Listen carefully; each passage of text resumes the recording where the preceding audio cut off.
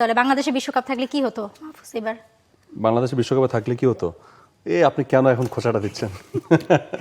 কাটা ঘায়ে নুনের চিটা। অনেকদিন হলো আমরা আসলে আলোচনা করি না যে বাংলাদেশ বিশ্বকাপে নাই। বিশ্বকাপ শেষ হয়ে গেল, দেখেন বাংলাদেশ আজকে থাকলে আজকে 4 দলের মধ্যে বাংলাদেশ হয়তো বা একজন দল থাকতো, হয়তো বা এই 4 দলের মধ্যে এক দল থাকতো বাংলাদেশ। কালকের ম্যাচ দেখার সময় জানেন না, কালকে ম্যাচ দেখার সময় ডিসকাস করছিলাম আসলে যে এইখানে বাংলাদেশ থাকলে কি হতো। ওই যে লাস্টে ধরেন আপনার ইন্ডিয়ার দরকার কত, লাস্ট 6 বলে 7 রান লাগতো এরকম, সো ওই জায়গায় বাংলাদেশ থাকলে কি হতো আসলে তখন।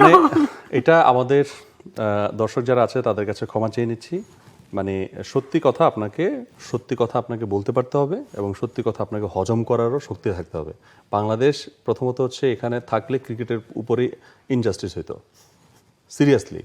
এই ফোরে তো বাংলাদেশ আসতো না। আর সুপার 8 পর্যন্ত যদি বাংলাদেশ আসতে হতো তাহলে কি টাইপের ক্রিকেট খেলতে হতো এখানে কিন্তু আপনার প্রমাণ আছে। আপনি সুপার 8-এর যারা পারফর্মার দেখেছেন কোথায় কি ঘটনা ঘটেছে, সেরকম ক্যাপাবিলিটি এই মুহূর্তে আমাদের আছে নাকি? কালার এক্সপার্ট ডার্ক স্যাপ এবং মাইল্ড অন হ্যান্ডস টেকনোলজি সমৃদ্ধ অরিক্স অ্যাডভান্স ডিটারজেন্ট পাউডার আপনার লন্ড্রি এক্সপার্ট। হ্যাঁ, আপনি আমাদের মুস্তাফিজকে নিয়ে গর্ব করতে পারেন, মানে we have one Mustafizur Rahman, that is absolutely good. But তারপরে ব্যাটিং, ওই যে আমাদের একজন সাইফজাদা ফারহান আছে, ওইরকম হয়ে যাবে তখন। হ্যাঁ, তো এখন ব্যাটিং ইউনিটেও দেখেন যারা আছে তারা প্রিপেয়ার্ড হচ্ছে, কিন্তু ওই যে স্যামসন বা হচ্ছে রিকেলটন বা হচ্ছে হেটমায়ার, সো এই টাইপের একটা ব্যাটার আপনার দলে তো নাই। যারা আছে তাদের এমন তো আপনি এটাও গ্যারান্টি দিতে পারবেন না যে ওকে ফাইন, কালকে উইন্ডিজের সবাই যেমন হচ্ছে একটু মিডিওকার ইনিংস খেলে তারপরে এটা হয়েছে, ওই রকম ভাবে কি প্রতিদিন আমাদের হবে? সেটা তো আপনার ওয়ার্ল্ড ক্লাস প্লেয়ার প্রোডিউস করা এক জিনিস আর আপনার ওয়ার্ল্ড ক্লাস দল হয় এক জিনিস। আমাদের যেমন একটা প্লাস পয়েন্ট হচ্ছে we have mysterious bowler, that is Mustafizur Rahman, which is really good. তারপরে আমাদের এক্সপ্রেস পেসাররাও এখন আছে, তাসকিনের সাথে নাইট রানা দারুণ পেস প্রডিউস করেন। সো এছাড়াও আমাদের অন্যান্য বোলার, আপনি হাসান মাহমুদের কথা ধরতে পারেন, তানজিম সাকিবের কথা ধরতে পারেন।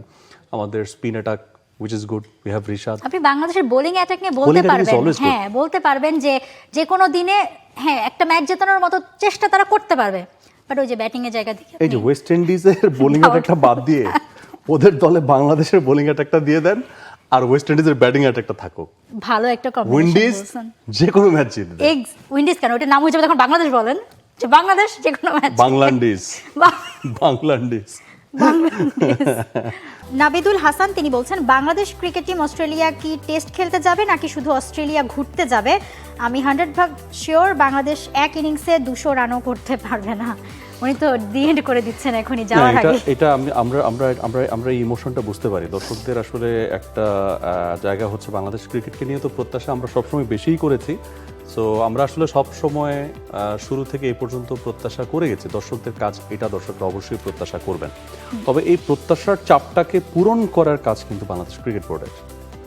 ক্রিকেট বোর্ড মানে একদম শুরু থেকে আমি যদি বলি, বাংলাদেশের ক্রিকেটের শুরু থেকে, বা আমি যদি বাংলাদেশ ক্রিকেটের যে সময়টাতে রেভলিউশন হয়েছে, সে আইসিসি ট্রফি থেকে শুরু করে প্রথম ওয়ার্ল্ড কাপ, টেস্ট স্ট্যাটাস বা হচ্ছে ওয়ান ডে স্ট্যাটাস পাওয়া, এই সময়গুলো থেকে, সেই সময়টা থেকে বাংলাদেশের ক্রিকেটকে যেভাবে আসলে ঢেলে সাজানো দরকার ছিল, ইনফ্রাস্ট্রাকচার যেভাবে ডেভেলপ করা দরকার ছিল, সেটি আসলে হয়নি। কলম্বো শহরে 36টা স্কুল গ্রাউন্ড আছে যেখানে স্কুল ক্রিকেট, যেখানে হচ্ছে first division, second division, third ডিভিশনের খেলাগুলো হয় কলম্বো শহরে। কলম্বো শহর খুব ছোট্ট একটা জায়গা, সেই ছোট্ট জায়গাতে 36টা স্কুল গ্রাউন্ড রেডি ম্যাচ পরিচালনার জন্য। How many grounds we have, it's a question. So এই যে ইনফ্রাস্ট্রাকচারগুলোর যে অভাব আমাদের যে নাই, আমরা যে রেডি করি নাই, আমাদের আশেপাশে কি জায়গার অভাব আছে? আপনার নট নেসেসারি যে আপনাকে একটা স্টেডিয়াম বানাইতে হবে, 4,000 4,500 কোটি টাকা খরচ করে স্টেডিয়াম বানাইতে হবে। আপনি শুধুমাত্র গ্রাউন্ডটা কেনেন, গ্রাউন্ডটাকে উইকেট বানিয়ে দেন এবং সেটাকে জাস্ট খেলার উপযোগী করেন, যাতে মানে খেলতে পারে। মানে অন্যান্য স্ট্রাকচার ডেভেলপমেন্ট সেগুলো না হয় পরে করেন। অ্যাটলিস্ট আপনার ঢাকা শহরে কি 20টা গ্রাউন্ড আপনার রেডি আছে? মানে এক মিরপুর ছাড়া ঢাকায় আপনি কোথায় খেলেন? বিকেএসপিতে খেলেন। আপনার যে ফতুল্লা আছে সেটাও তো রেডি না, সেটাও তো দিনের পর দিন এরকম একটা বেহাল অবস্থা। অন্যান্য স্টেডিয়ামগুলো আমরা দেখেছি বিভিন্ন জায়গাতে, যেগুলোর আসলে রক্ষণাবেক্ষণের অভাবে অনেকগুলো সমস্যা। সো এত সমস্যা এবং একই সঙ্গে রিজিওনাল ক্রিকেট মাত্র এটাকে প্রমোট করা হচ্ছে। সো ন্যাশনাল লেভেলের যে কম্পিটিশনগুলো হয়, যে ক্রিকেটগুলো হয়, সেটা খেলতে না পারলে ডিভিশন লেভেল বা ডিস্ট্রিক্ট লেভেলের একটা ক্রিকেটার তখন তাকে ক্রিকেটটা ছাড়তে বাধ্য হয়।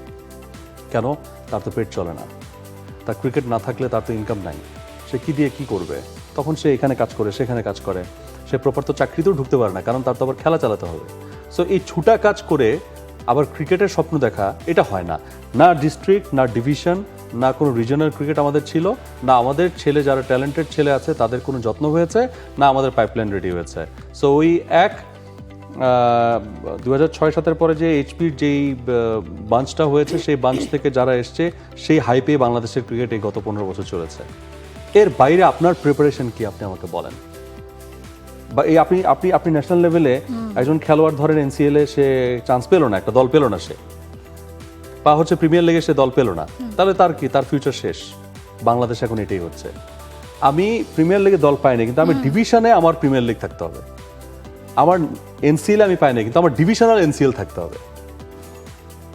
আমার ডিস্ট্রিক্টে খেলা থাকতে হবে। আমি খেলায় থাকবো, আমার আর্নিং হবে, আমি রেডি হব, ওই যে সঞ্জু স্যামসনের মতো দলে চলে আসবো।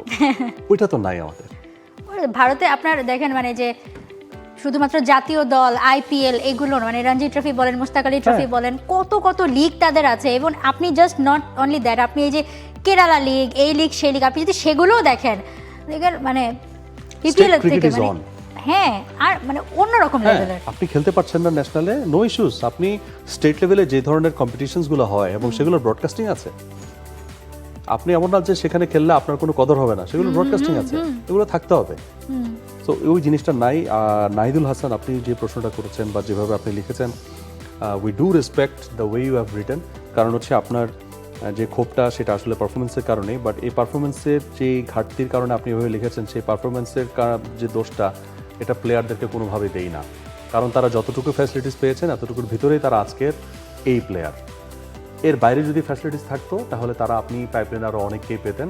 অটো চয়েস বা অটো পাস হিসাবে আপনাকে টিম সিলেক্ট করতে হতো না, কম্পিটিশন থাকতো। এখন কম্পিটিশন নাই। তো কম্পিটিশন নাই বলে যারা আছে তাদেরকে দিয়ে কোনো রকমে চলছে। আবার অনেকে এটাকে আল্লাহর ওয়াস্তে টিমও বলেন। সো এইটা আসলে টিমের প্রতি ক্ষোভ না রেখে কনস্ট্রাকটিভভাবে আমরা বাংলাদেশ ক্রিকেট বোর্ডকে গাইড করতে পারি যে আপনি শ্রীলঙ্কার ইনফ্রাস্ট্রাকচারে এই আছে, এগুলো যোগ করেন। অস্ট্রেলিয়ার ক্রিকেটে এগুলো হয়, এগুলো যোগ করেন। ইন্ডিয়ার ক্রিকেটে এগুলো হচ্ছে, এগুলো গুড, এগুলো আমাদের নাই। এগুলো থাকলে আমরা আরেকটু ড্রাইভ দিতে পারি, আমাদের আরেকটু ভালো হয়। এবং সব কিছুর জন্য কিন্তু আপনাকে অনেক টাকা খরচ করতে হবে না। ওই যে বললাম যে আপনি তো সব প্রতি জেলায় জেলায় স্টেডিয়াম করা দরকার নেই, একটা মাঠ তো দিতে পারবেন। নিয়তের উপরে বরকত। For more updates, subscribe to our YouTube channel and click on the bell icon. Follow us on Facebook and Instagram. Download T-Sports app to enjoy exciting games and highlights. Visit tsports.com.